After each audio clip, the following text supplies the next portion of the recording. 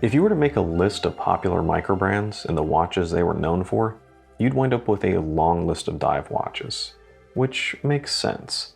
Micro brands are basically small startup companies, and dive watches are one of the most popular type of watches, so it just follows that that would be the segment that they first start and eventually focus on. Now, I like dive watches as much as the next guy, but I do like some variety here and there, and it can get a little tedious with nothing but dive watches around when trying to pick out a watch to review. So one thing I appreciate about Melbourne Watch Company is the variety in their collection. Now, they do have one diver with this rather groovy looking dial, but it's not their focus. If there's one commonality to their collection, I'd say they're more sporty, basically bridging the gap between dress and casual watches. Another common factor is that they all seem to have rather detailed, very cool textured dials, which is something I love when trying to film or photograph a watch to review. Now, Melbourne Watch Company is based out of Melbourne, Australia, where they hand assemble and their watches are certified Australian made. So when they reached out and asked if I'd like a watch to review, I basically told them I'd love to take a look at anything in their collection. And this is what they sent over: the Portsea Heritage, which is a modern take on the classic deck watch. But here, it has a beautiful 3-layer ceramic dial. So as always, let's start with the dimensions and move on from there. The case is 316 stainless and is 40mm wide without the crown. With the crown, it's closer to 42.5. Lug to lug of the Portsea is 48mm, so I'd say it's an average footprint as modern watches go. Height is 12mm tall, which is rather average, but it's also a little impressive when you see the depth of the nautical themed case back. It's secured with 4 small screws and the details are quite impressive. Plus, it's refreshing to see some creativity in a case back, rather than just the standard exhibition.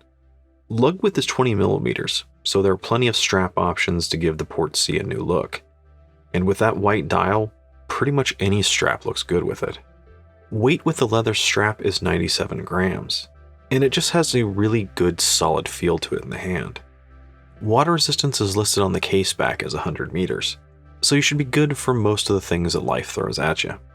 The price on Melbourne's site is listed at 595 Australian dollars, which is about 430 US. I'll talk more about price near the end, but I do want to point out here that this does include shipping worldwide. The finishing of the case is good, and it has a high polish throughout, with 2 exceptions: the embossed case back and crown. Overall, I like the case shape here. It has an almost Art Deco look, with some extra detail work that's added to it as it meets the clean bezel.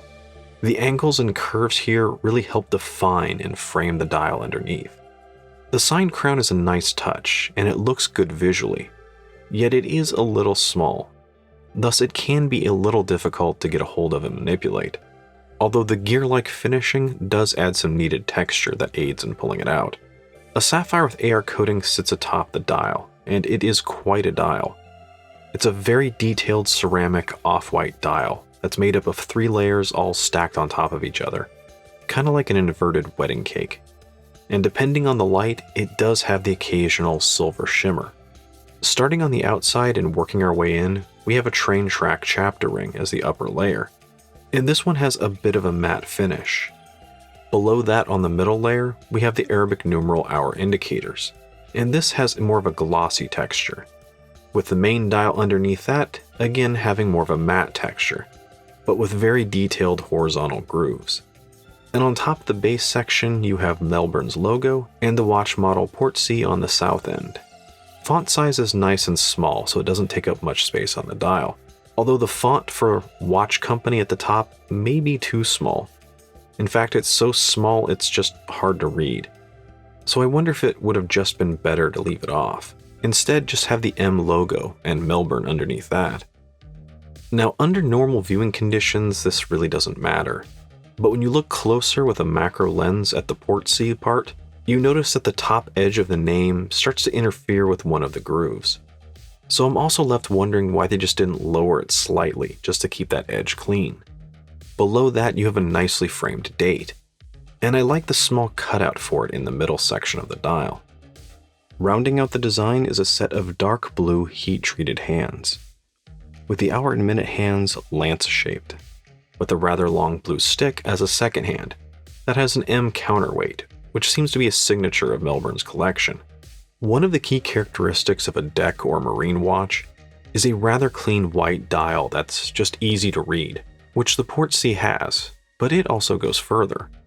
The overall design and effect of the dial is brilliant. In some ways, this almost has to be seen in person to fully appreciate how the light plays off the different textures and layers here. And I'm a little impressed at the finishing of the dial and hands. Even at a macro layer, everything looks quite good. Usually I see something I hadn't noticed before. And as beautiful as the design is, I also appreciate how it seems to exist somewhere between a dress watch and casual. It's one that really could go both ways. But the part of this watch that I like the best is one that's not obvious at first glance.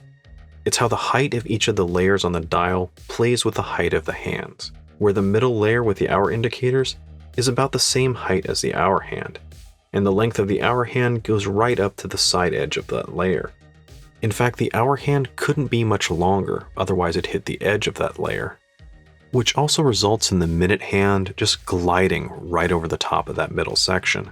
And the top layer with the chapter ring is also about the same height as the minute hand. Now, the minute and second hands are actually the same length, but I would have preferred it if the second hand was just a little bit longer, so that it could glide just over the top of the chapter ring, rather than just outside it. Currently, there are two models of the Portsea Heritage, both with white dials and blue hands.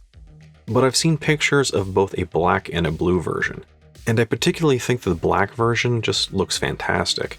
They're similar color schemes to the multifunction Portsea. Currently, Melbourne doesn't list them anymore, but hopefully they'll bring them back. Now, no loom to speak of here, but we do have a decent brown leather strap with an alligator or crocodile style finish. It looks good and it has quick release, and the watch wears rather nicely on it, although it might ride a little high, but not much. Although I'll say that I'm not really a big fan of it. It seems to be decent quality leather, but it is a bit stiff and it does take some time to break in. I really like the shape of the signed buckle it has, as it gives it some flair. Yet the needle and corresponding holes are really small, which sometimes can make it more difficult than it needs to be to put on. The clearance between the spring bars and the case is okay, but a little tight. Most straps will fit fine, but a thicker NATO won't. I also think that they should have put the holes for the spring bars lower on the lugs. Right now they're near the top, and I think lowering them would actually help the watch wear better. Now, the other reason I'm not a fan of the strap here is the design. Alligator-styled leather straps seem to be standard these days for dress watches, and I think they're a bit overdone and kind of middle of the road. Personally, I prefer and think it looks better on something more simple or vintage. Plus, I think it enhances the more casual side of the design, which I think is actually one of its strengths, and helps it stand out in the market. Although, if you really do want to make it more dressy, then you might as well go a step further with something more interesting than the alligator-style leather, like say ostrich, or maybe emu, since we are talking Australia here. Movement-wise, we have a Seiko NH35. So, it's a 40-hour, robust, reliable workhorse with hacking and hand-winding. This particular one gained about 5.5 seconds a day, so pretty good accuracy. The thing is, a Seiko NH35, well, there's nothing really wrong with that movement. But this is the price point that people start to look for something more, like say a Miyota 9015, which could also have the added benefit of making the watch a little thinner. Now, that's not to say the Portsea is overpriced. I mean, heck, just look through Tissot's website.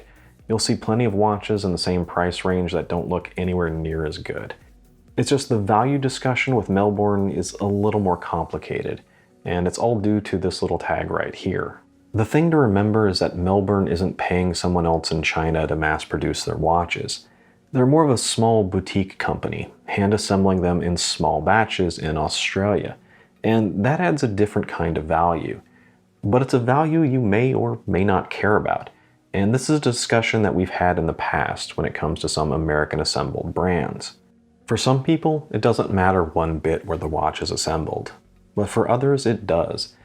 It potentially adds a cool, unique factor in owning an Aussie watch and having it in their collection, or peace of mind with the idea that more care was taken during assembly, which may be followed up by better customer service after they bought it. And if you're one of the later, Well, the Portsea is a well-built, unique, great-looking watch. I'm not a big fan of its current leather, but I think it looks great on any other strap you put on it. Anyway, let me know in the comments what you think about the Portsea Heritage, and particularly if Aussie made means anything to you. And as always, if you enjoyed the video, don't forget to like, comment, and subscribe. Thanks for joining me.